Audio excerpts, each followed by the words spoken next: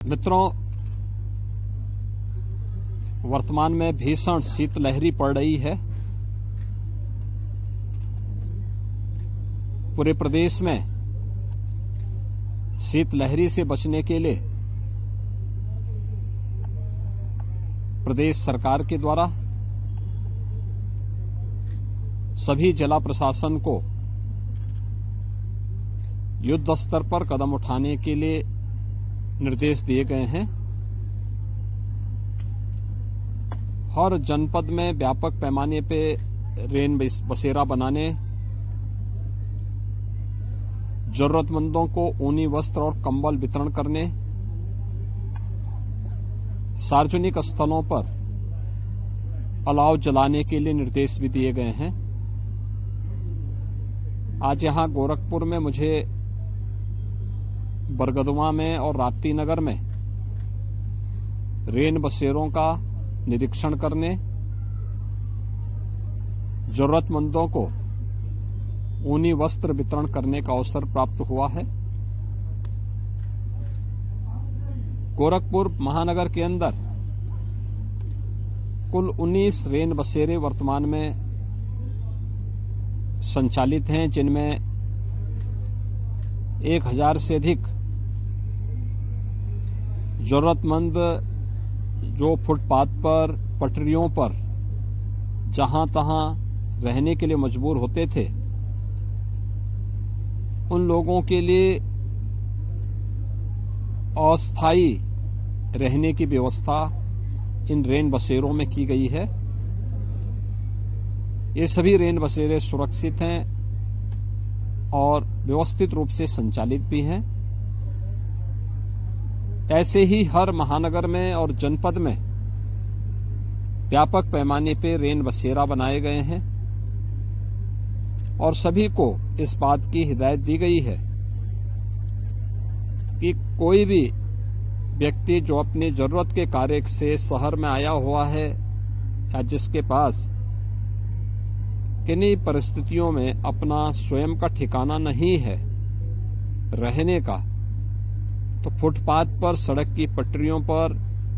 या जहां तहां लेट करके वो गुजारा न करे, बल्कि उन्हें सुरक्षित रेन बसेरों में उचित ठिकाना दिया जाए, रहने की व्यवस्था की जाए। और उसी क्रम में आज यहां पर हम लोगों ने पूरे प्रदेश में भी ये व्यवस्था स्थानीय प्रशासन और नगर निकायों के द्वारा, स्थानीय निकायों के द्वारा ये व्यवस्था पूरे प्रदेश में की गई है और उसमें सभी रेन बसेरा संचालित होकर के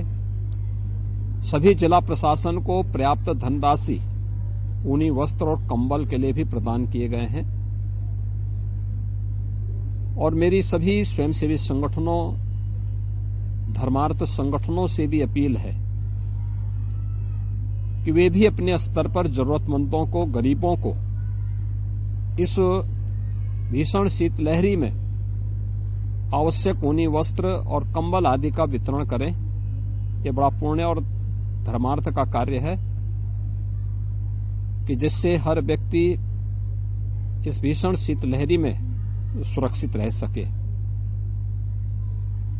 आज इसी क्रम में मुझे यहां पे उत्तर प्रदेश सरकार के द्वारा सीएम ग्रिड के अंतर्गत स्मार्ट रोड को भी निरीक्षण करने का अवसर प्राप्त हुआ। मुझे प्रसन्नता है कि इसमें स्टॉर्म वाटर के साथ ही, उसके प्रबंधन के साथ ही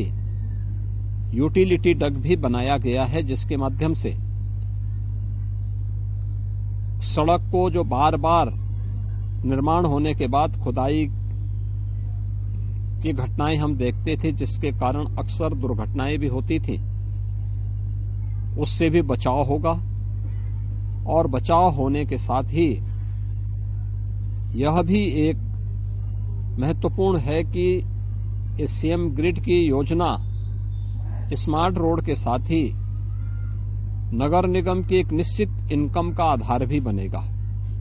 क्योंकि यूटिलिटी डग में जो भी सुविधाएं पाइपलाइन की है, केबलिंग की है, पीएनजी की है, इसमें जो भी सुविधा उसका उपभोग करेगा, जो भी विभाग इसका उपभोग करेगा और उपयोग करेगा,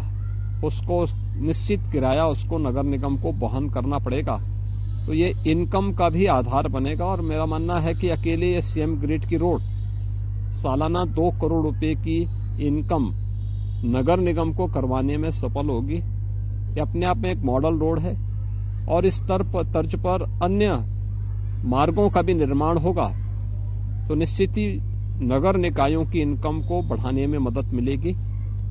अभी मैं इस निरीक्षण के उपरांत अन्य विकास की योजनाओं का भी निरीक्षण करने के लिए सिटी में निकला हूं। एक सामूहिक प्रयास से जब हम आगे बढ़ते हैं तो उसके अच्छे परिणाम भी सामने आते हैं और सभी लोग जब सहयोग करते हैं तो कोई भी शहर, कोई भी जनपद और कोई भी प्रदेश न केवल विकास की बुलंदियों को छूता है बल्कि वहां पर विकास आम नागरिक के लिए सुलभ भी होता है और वो दिखाई भी देता है। और गोरखपुर महानगर के अंदर, गोरखपुर जनपद के अंदर विकास उस रूप में आज दिखाई दे रहा है।